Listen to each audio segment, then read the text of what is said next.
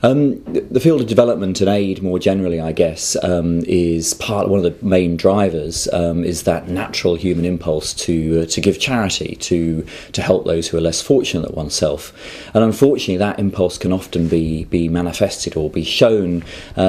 through kind of trying to help that starving baby or help a particular community get a school and so on. And what can end up happening is you treat the symptoms rather than the causes. And I think what ODI has done very well over the course of its existence is to bring evidence into that process, to help people to understand actually what the real causes of poverty and inequality are, so that policy can then be informed by the evidence of what works rather than by being governed by that natural human impulse to help the person who seems to be in need.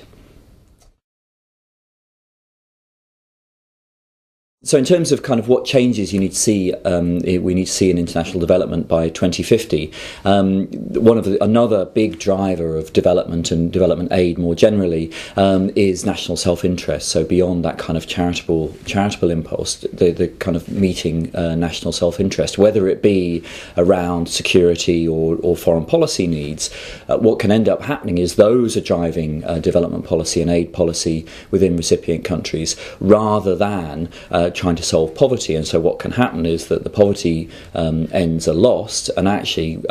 can be undermined. And in the long run, I would argue that if you're dealing properly with poverty and inequality, particularly around the security aim that's driving some, if not a rather large proportion of aid, that those ends will be met better by solving the problems of poverty and reducing inequality rather than tackling the problem of security head on.